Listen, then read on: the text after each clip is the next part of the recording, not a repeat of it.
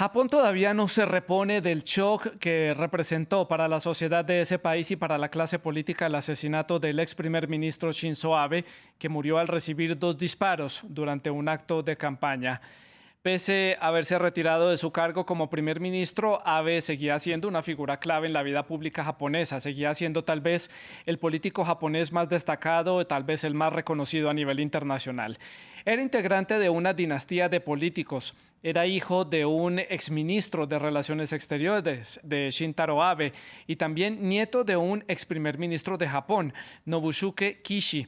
Conoció el poder político desde muy pequeño y era apodado informalmente como el príncipe. Veamos algunos datos relevantes. Shinzo Abe era integrante del Partido Liberal Democrático LDP. En 1993 fue elegido como integrante del Parlamento japonés. En 2006 asume el cargo de primer ministro. Con solo 52 años, es el primer ministro más joven en la historia de Japón desde la era de posguerra en asumir el cargo. Entre 2012 y 2020 tiene lugar su segundo mandato. Es así como se convierte en el primer ministro que más años ha estado en ese cargo. Su estrategia de estímulo económico para el archipiélago japonés fue llamada Abenomics. Y esta estrategia, como todo en la vida, pues tuvo sus seguidores y sus detractores. Logró dinamizar en cierta forma la economía japonesa, pero luego se ralentizó. Ya lo vamos a analizar en unos minutos. A nivel internacional le dio mucha visibilidad a Japón. No en vano, Abe era tal vez el político japonés, como ya lo decía, más reconocido a nivel mundial, con muy buenas relaciones, sobre todo con Occidente, pero mantuvo sus altibajos en cuanto a las relaciones que Japón mantiene con Corea, con China y con Rusia. Con este último país mantiene una tensa relación por el archipiélago de las Islas Kuriles, como se les conoce desde el lado ruso. ¿Cuál es entonces el legado político de Shinzo Abe?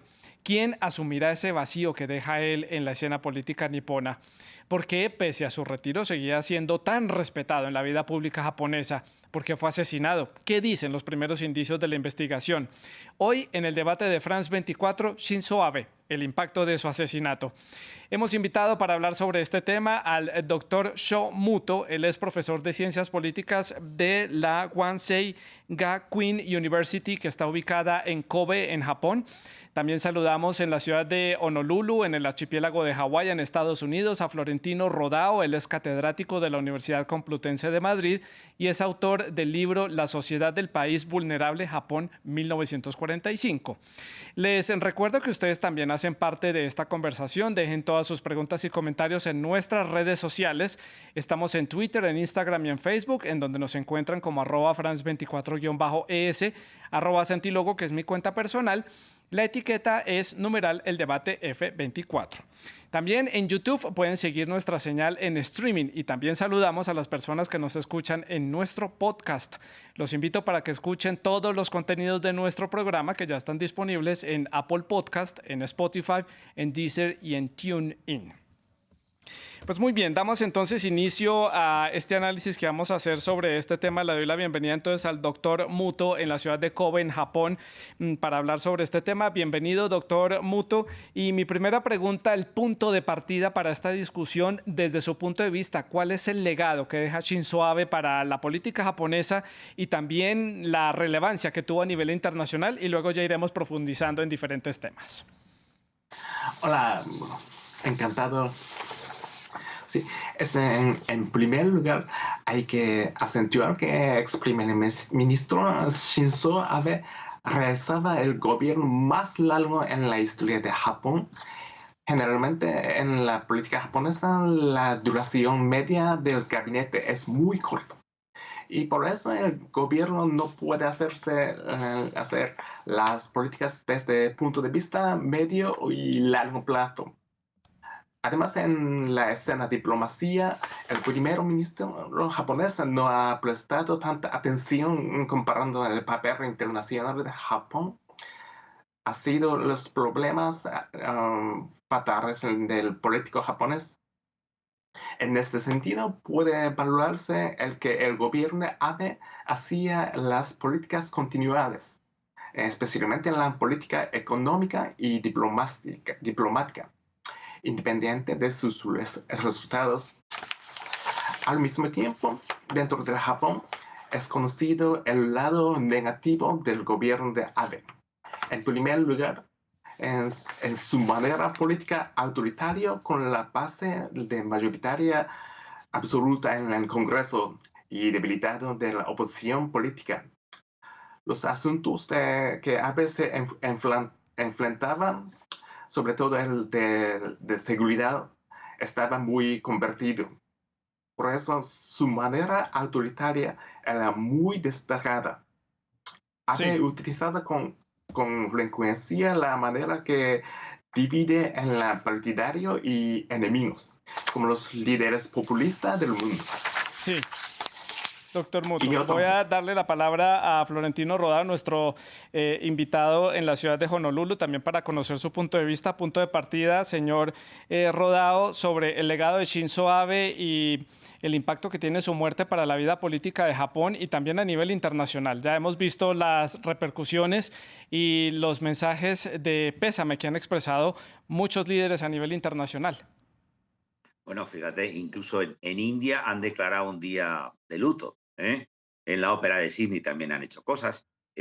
Abe era un personaje internacional, lo ha dicho muy bien el profesor Muto, que efectivamente es el político japonés que ha sido más conocido, no solamente porque ha estado durante el que más tiempo ha estado, ¿sabes? Bien, en ese sentido sí que es importante, pero creo que también tenemos que aprender otra cosa nuestra que nos sirve para nosotros. Es decir, Japón es un poco la sociedad más adelantada en muchas cosas y ahí tenemos que aprender. Por ejemplo, una de ellas es el declive de la población, ¿no? Esa población cada vez más envejecida. Que los japoneses son los primeros en tenerlo porque como no han admitido emigrantes, pues claro, de alguna forma, pues sin apenas inmigrantes no se renueva la población, ¿vale? Entonces sí que es verdad que Abe por primera vez ha planteado para el futuro de Japón una serie de cosas que eran muy necesarias. Por primera vez un político se ha podido saber en Japón lo que iba a ocurrir el año siguiente y al otro, más o menos con una cierta estabilidad que no había habido hasta entonces. Entonces, fíjate, el problema que está enfrentando Japón es el de la natalidad. Si no me equivoco, el último año han sido 640.000 japoneses menos de población. Me parece que son 120 millones ahora. Fíjate, es una cantidad importante, ¿no? Claro, ¿eso qué significa? Que haya muchos menos japoneses y una población cada vez más envejecida, que son 75 años. Bueno, pues por ejemplo, varias cosas. Una, las mujeres tienen que acceder al trabajo y no solamente para cuestiones, para trabajos secundarios, sino también Sí, como altos cargos. Por otro lado, los jubilados también tienen que permitirles trabajar, porque es necesario. Y luego, por claro. otro lado, el más doloroso para ellos ha sido el tener que admitir a emigrantes. Y eso, bueno, en eso Abe ha hecho un poco lo que todos los políticos suelen hacer, ¿no? Decir que no vamos a admitir emigrantes, pero luego sí los admitir. Y eso es Sí. un poco el legado que podemos decir de Abe. Sí, hubo varias reformas a nivel político que hay que destacar durante la gestión del primer ministro Abe. Algo importante y es una pregunta que está ahora circulando en medios internacionales es porque a raíz del anuncio de la renuncia de Abe el 28 de agosto en el 2020 se produjo un pulso interno entre las facciones de su partido, el LDP. Ahora que él ha fallecido, pese a que ya no era una figura pública, pero seguía trabajando para su partido, precisamente falleció durante un acto de campaña en donde recibió estos dos disparos. Hay, doctor Muto, nuevamente disputas al interior del partido por tratar de llenar ese vacío que deja Abe al interior del partido del LDP. Sí, y en la elección este domingo de Cámara Alta japonesa, los partidos de gobierno en RDP ganaron. Sí, pero este resultado estaban previsto aún antes del accidente. Entonces, más bien hay que prestar atención al interior del RDP.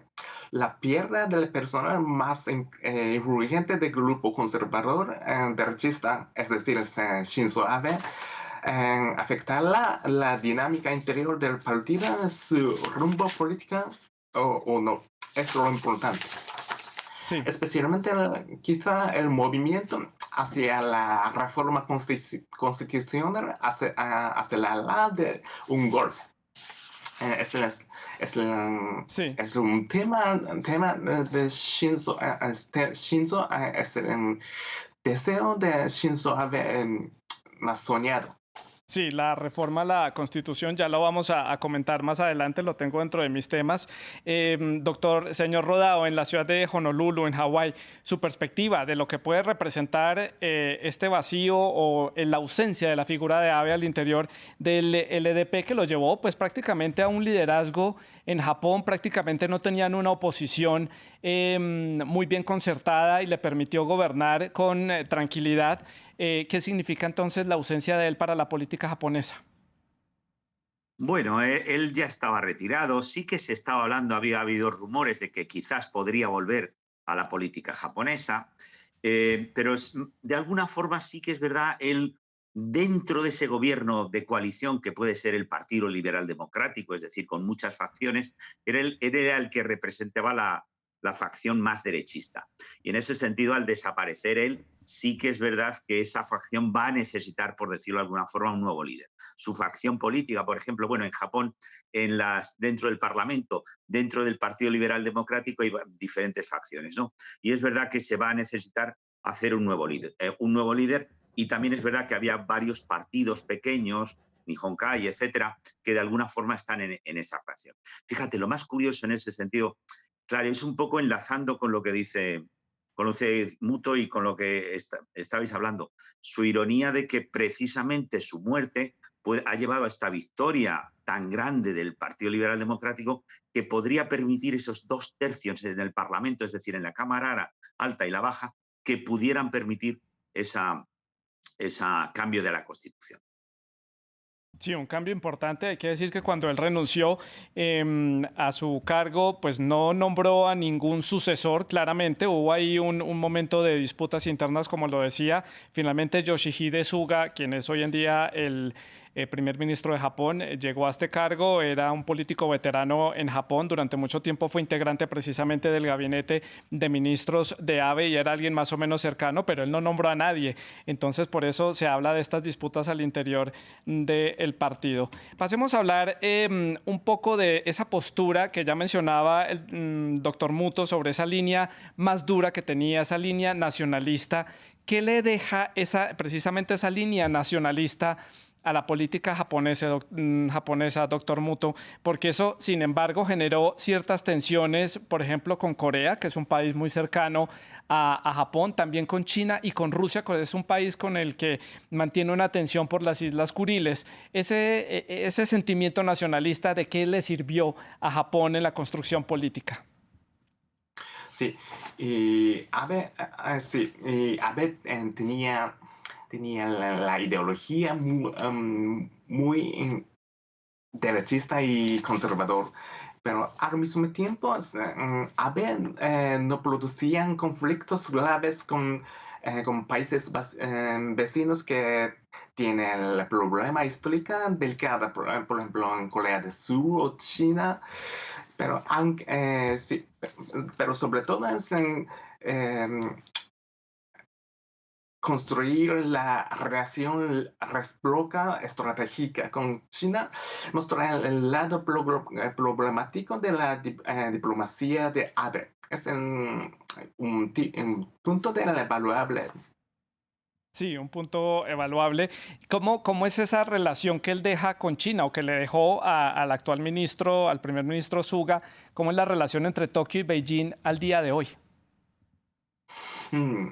Sí, y por ejemplo, la primer ministro actual en Kishida o también en Suga es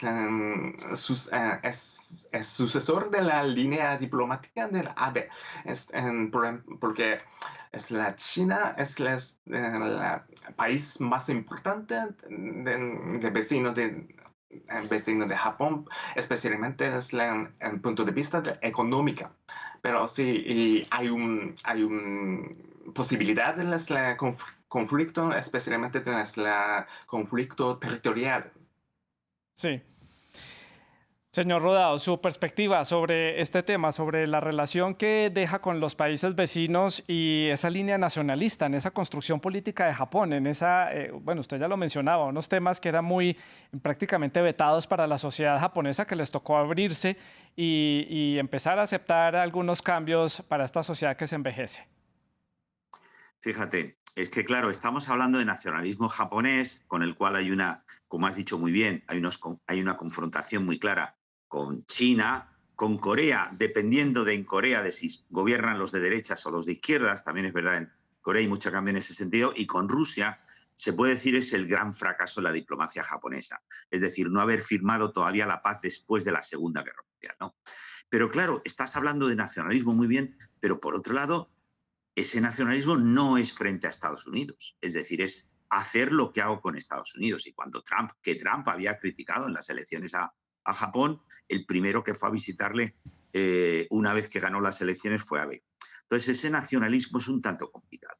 Y lo que ha hecho Abe en ese sentido, yo estoy de acuerdo con Muto, es decir, sí que es verdad que ha hecho una relación, pero de alguna forma sí que se puede decir que Abe fue un pragmático frente al anterior Koizumi, que les provocó a los chinos innecesariamente. En ese sentido, Abe efectivamente era muy derechista, es decir, no reconocía varios asuntos de la guerra mundial que eran básicos, pero sí que es verdad que fue pragmático y trató de evitar. Por ejemplo, una cosa que podemos decir, que es una tontería, la visita el 15 de agosto al templo Yasukuni honrando a los japoneses muertos durante la guerra. Eso es una cosa que a los chinos les sentaba muy mal, que Koizumi hizo y, por ejemplo, evitó de hacerlo. O sea, en ese sentido, ese nacionalismo tiene que adaptarse a que ya no es tan poderoso, es decir, la economía china le ha superado por mucho a la economía de Japón y en ese sentido era muy derechista, pero también de alguna forma hay que agradecerle que tenía un cierto pragmatismo. Señor Rodao, ¿por qué esta relevancia a nivel internacional, entendiendo estas diferencias del nacionalismo japonés que se aplicaban para algunos escenarios internacionales y para otros no? Ahí me gustaría preguntarle por el caso de América Latina, qué relación pudo haberse estrechado con América Latina y Japón y cómo es que él llega a ser una figura tan importante en la escena internacional, estando al mando de Japón durante tantos años. Fíjate, con América Latina se podría decir, bueno, que ahí Japón es un país dentro de su política exterior que piensa mucho a largo plazo y piensa mucho en los lazos culturales, piensa mucho en esa imagen que está dando. Y en ese sentido hay que agradecerle porque Japón, América Latina efectivamente no es tan importante como debería de ser, pero Japón siempre ha reconocido digamos, el hispanismo a los países de América Latina, más allá, por supuesto, de esas materias primas. Entonces, en ese sentido, la política japonesa lo tiene muy claro. Hay que trabajar a largo plazo, hay que trabajar en una imagen. Japón tiene una imagen excelente en América Latina, por supuesto, también en España, ¿no? Y en ese sentido, sí que es verdad, es una cosa que hay que reconocer a los japoneses, su visión a largo plazo en la política exterior. Y en ese sentido, con América Latina le tienen mucho cuidado, tienen mucha preocupación de esa enseñanza del español y se nota la verdad en su política exterior. Doctor Muto, su opinión sobre este tema, esta dualidad que se ve de ese nacionalismo y de esa forma de llevar las relaciones internacionales. Se muestra muy rígido, muy sacando pecho por su nacionalismo japonés en las relaciones con los países de la cuenca del Pacífico, pero con otros países, por ejemplo, con Europa, bueno, la Unión Europea, con Estados Unidos, Canadá, América Latina, se muestra un país un poco más dócil, más enfocado en temas económicos. Sí, por ejemplo, es el punto de vista de la económica. Japón para los Japón los países más importantes por supuesto Estados Unidos y China o algunos países en el sudeste de Asia. Entonces,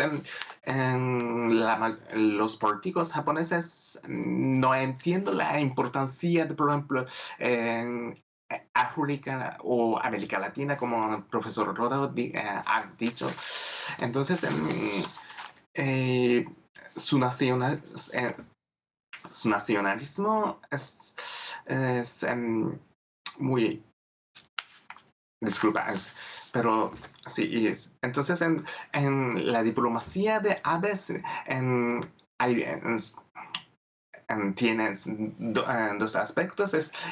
Unos más nacionalistas y también otro lado es muy pragmático. Entonces, pero sobre su política económica que se llama Abenomics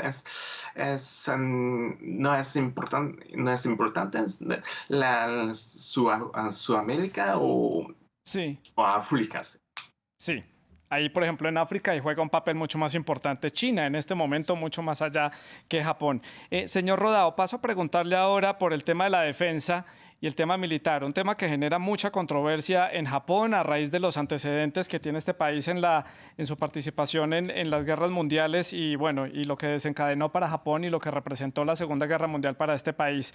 Había un punto ahí importante que tiene que ver con la Constitución y era ese deseo de enmendar la Constitución pacifista que tiene Japón, que es una Constitución impulsada por Estados Unidos, también apoyada por Estados Unidos, fue colaborador allí en la construcción de esta Carta Magna, pero él buscaba darle un cambio. ¿Cuál era el cambio que buscaba el ex primer ministro Abe en temas militares? Darle cierto reconocimiento al ejército. Me lo pregunto. Sí. Bien, aquí había una frase muy famosa, dice, Japón lo que queremos es que sea un país normal, ¿no?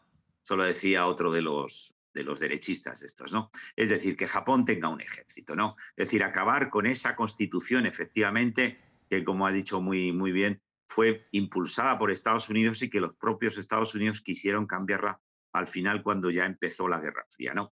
Ahí es un dilema muy importante de Japón, porque hay las dos almas japonesas, esos del Japón como país normal y esos muchos japoneses también que se avergüenzan de lo que ocurrió y que están muy contentos, digamos, con esa constitución que era efectivamente impulsada por Estados Unidos al comienzo de la ocupación y no después porque fue asimilada por los propios japoneses. Ahí es un dilema muy grande dentro de la sociedad. Y claro, Abe claramente estaba a un lado. Lo que pasa es que ahí, de alguna forma, esa gente que lo quiere revocar esa idea están muy aislados. Y precisamente el fracaso de Abe en ese sentido de reformar la Constitución es que, aunque podían tener un apoyo de esos 2/3, el partido minoritario que estaba gobernando con él, el partido budista, digamos, esos de alguna forma lo rechazaron. Porque hay otra cosa muy crucial en la política japonesa, es que tratan de evitar que sea divisiva, ¿no? Es decir, tratan de evitar de que haya temas en los cuales o gane uno o gane otro. Entonces, el reformar la Constitución o permitir que la Constitución de Japón fuera una Constitución belicista, digamos, o que pudiera tener ejército, más que mayoría o no mayoría, habría provocado a toda la sociedad. Y eso de alguna forma es lo que quisieron evitar los otros partidos, ¿no? Y efectivamente no se ha cambiado. Bueno, pues vamos a preguntarle al doctor Muto por este tema, esta diversidad de opiniones que hay en la sociedad japonesa en torno al tema del ejército y al cambio de la constitución. Usted como ciudadano japonés, como que está allí en el día a día, pocas veces podemos preguntarle a una persona de primera mano sobre este tipo de situaciones. ¿Cuál es el sentir de la sociedad japonesa en torno a este tema? Sí, y de hecho la opinión que debería reformar los artículos de Constitución, incluyendo el artículo 9, ese es el símbolo de pacifismo de Japón, adaptándose a la circunstancia internacional. Ya no es la opinión de minoría. Abe él mismo ponía la mira en la reforma constitucional de su actividad política. Pero sobre todo se ha realizado. Hay dos razones. Una, la reforma constitucional aún es un asunto muy delicado. Y otro es el partido de la oposición, especialmente de la izquierda, oponían la reforma. Pero es bueno. Sí. Un momentito, por favor. Y Sí. le pregunto, doctor Muto, ese sentir también de la sociedad japonesa por el tema del ejército, la necesidad de darle un reconocimiento y dejar esa constitución pacifista, también obedece a ese sentimiento que puede sentirse en Occidente de China volviéndose una potencia militar, estando tan cerca del archipiélago japonés. ¿Ustedes lo ven como una amenaza a nivel militar? Así, especialmente después de la muerte de Abe, quizá el movimiento hacia la reforma constitucional acelera de un golpe. Pero no es porque es el deseo de Abe, sino porque la circunstancia de la seguridad de Japón ha cambiado drásticamente. Por ejemplo, la posibilidad de la expansión de China y Sí, también lo más importante es la guerra de Ucrania. Está afectando la opinión sobre la reforma constitucional. sí. Y de momento ya el porcentaje de quien apoya la reforma ha subido muy, muy alta. Sí. Hay un cambio ahí en el parecer de la sociedad japonesa, señor Rodao, lo que representa este incremento en gasto militar en China y también lo que representa Rusia en este momento estando involucrada en la guerra con Ucrania. ¿Cambia entonces esta perspectiva de una reforma en la Constitución dentro de la sociedad japonesa? ¿Cuál puede ser su análisis? Que algo habrá. No habrá una nueva constitución en el sentido, ya he dicho, que es muy divisiva, pero bueno, hace unos días hemos visto que por primera vez el primer ministro japonés ha estado en una reunión de la OTAN, de la NATO, ¿no? Igual que el coreano. Esto, entonces, sí que efectivamente eso se ha dado muy poca importancia, se ha hablado sobre todo de la entrada de Finlandia y Suecia en la OTAN, pero lo cierto es que por primera vez un primer ministro japonés o coreano han participado en la OTAN. Y desde luego está muy claro la opinión clara de la OTAN de tratar a China como enemigo sistémico, ¿eh? O sea, que algún tipo de cambio, desde luego, sí que va a haber. Y algún tipo de... Claro, ahí estamos esperando. La organización, digamos, de seguridad en el Atlántico Norte está muy clara, con ese Estados Unidos y Europa, ¿no? En el Sí, caso de Asia, la seguridad está más complicada porque han sido básicamente acuerdos bilaterales de Estados Unidos, uno con Japón, otro con Corea, luego con Filipinas. Es decir, han sido básicamente asuntos bilaterales, excepto China. China de alguna forma lo aceptaba, pero sí que efectivamente tiene que haber un nuevo esquema de seguridad en el Pacífico, desde hace muchos años. Eso lo tenemos que ver. Oye, sí, ¿me permite que comente una cosa que ha dicho muy bien para mí el profesor Muto, pero quiero añadir? adelante. Fíjate, para mí hay una cosa, claro, soy historiador, hay que pensar a largo plazo, ¿no? Fíjate, para mí, hace unos años se les preguntaron a los japoneses cuál era el país más cercano a ellos, ¿no? Y fíjate, dentro de esos japoneses, el 60%, me parece, respondió Taiwán. Es decir, un país que no sé hasta qué punto no está en las Naciones Unidas. Había, me parece que solamente un 11% de japoneses que el país que sentían más cercano era Corea del Sur, otro 5% Corea del Norte y con China también un porcentaje muy pequeño. Entonces el problema de Japón es que es Japón y nadie más. Es un país relativamente aislado, ¿no? Entonces sí que es verdad que Japón tiene que tender puentes hacia el resto del continente con la gente que es, digamos, Claro. más culturalmente afín. Es un problema de Japón a largo plazo que implica mucho más, por decirlo de alguna forma, que la cuestión de la seguridad. ¿De Claro, acuerdo? y ese tema de estar aislado se ve reflejado en el tema migratorio, que son pocas las personas que se van a vivir allí, a este país. Señor Rodao, le pregunto por una de las conclusiones que hubo de ese encuentro de la OTAN en la ciudad de Madrid, en España. Una de las conclusiones fue que, aparte de consolidarse en el Atlántico Norte, había que darle un vistazo al Pacífico, justamente lo que usted estaba mencionando, que había que empezar a hacer presencia allí. Esa presencia usted la puede analizar como que vaya también enfocada o enrutada a que Japón dé un cambio en esa política militar que trataba de implementar el exministro Abe en su cambio de la Constitución. ¿Esto va por el mismo camino? ¿Podemos ver a un Japón metido en una alianza militar a gran escala a nivel internacional? Sí, sí, efectivamente, por ahí va. Ya digo, más que nueva constitución o algo así, algún tipo de integración. Pero ya te digo, yo lo veo así, más bien no como una cosa exclusiva de Japón, sino de alguna forma de todo el continente. Ya te digo, se tienen que acabar esos acuerdos bilaterales entre Estados Unidos con otros países y hacer una organización global. Y eso es Sí, lo que de alguna forma, viendo lo que ocurrió con la OTAN, etcétera, ¿no? En Madrid se echaba en falta que hubiera algo parecido, o si la OTAN se expande, lo que sea, algo parecido para el Océano Pacífico, en el cual obviamente tendría que entrar Colombia, América Latina, etcétera, ¿no? Pero sí que es verdad que se echan falta otro tipo de Claro. organización supranacional que solventara estos problemas. Pues luego también sabes muy claramente los problemas tanto de Japón con Corea del Norte como con Corea del Sur, por supuesto con China, lo que Sí, ha mencionado con Rusia, ¿no? Ahí yo lo veo un problema más que de Japón como tal, un problema regional. general de la organización de defensa para el Pacífico, y en el Sí. cual incluyo también, por supuesto, América Latina, ¿eh? Claro. Doctor Muto, le pregunto ahora por el tema de la seguridad interna. La visión que tenemos desde América Latina y tal vez desde otras partes del mundo es que Japón es un país extremadamente seguro. Pocas cosas graves suceden allí más allá de hechos políticos aislados o de cosas aisladas en la sociedad. El asesinato del ex primer ministro es un antes y un después en la historia de la seguridad japonesa.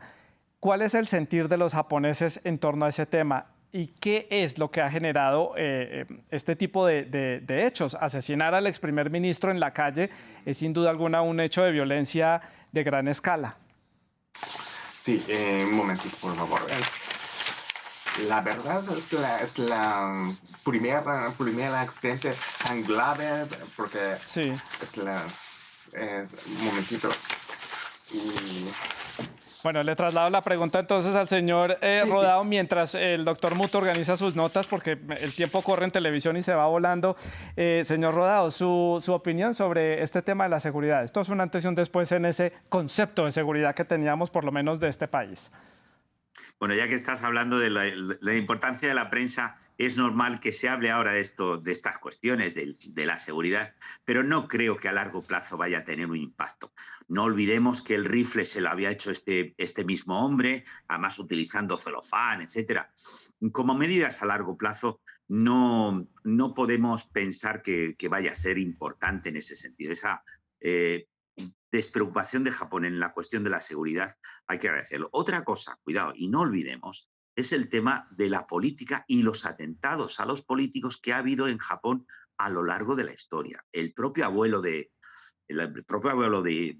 Abe también fue casi asesinado, sobrevivió de milagro a una serie de puñaladas que le dieron. En esos mismos tiempos también, por ejemplo, asesinaron al jefe del Partido Socialista, además delante de las cámaras. Eso fue incluso el premio Nobel que Sauro escribió sobre ello.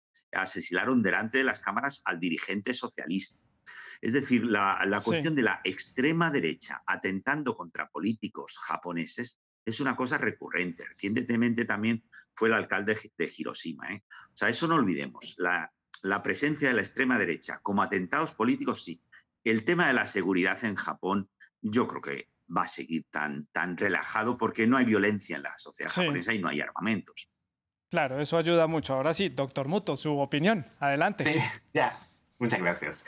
Sí, y en primer lugar, este accidente es muy horrible y bombado.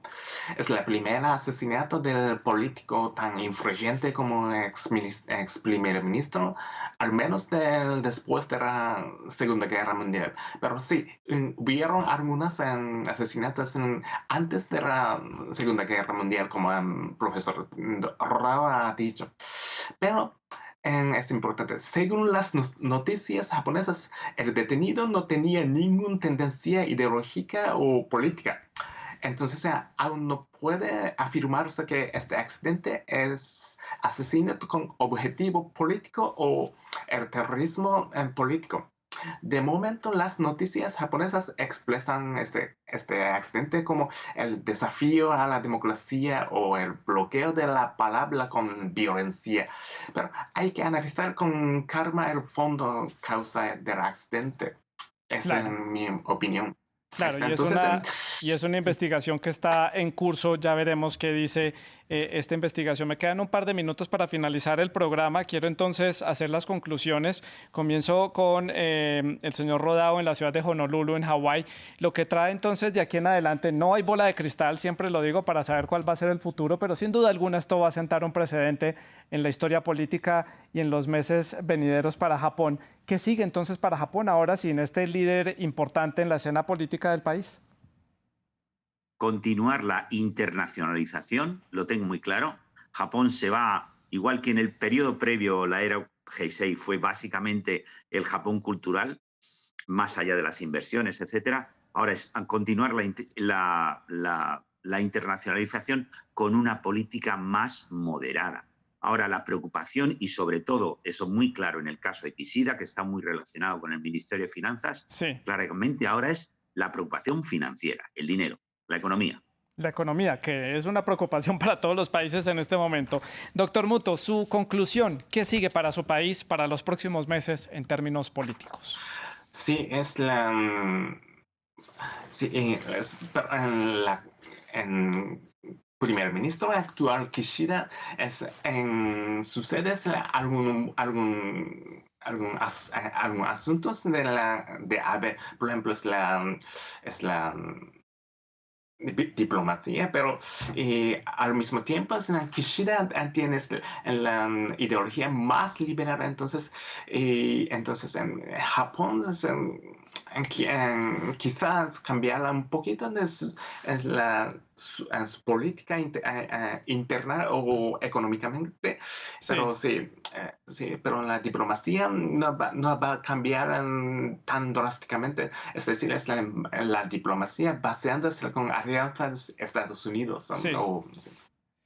Bueno, pues a Florentino Rodao en la ciudad de Honolulu, en Hawái, le agradezco mucho por haber estado con nosotros, al doctor Sho Muto, le agradezco por haber estado también en el programa, por haber hecho su esfuerzo por hablar español y darnos a entender y explicarnos en sus propias palabras estos temas de la política japonesa que es tan ajena para América Latina. Le agradezco mucho y a ustedes gracias por la sintonía. Pueden seguir dejando todos sus comentarios y preguntas a través de las redes sociales, ya las conocen. Sigan con la programación de France 24.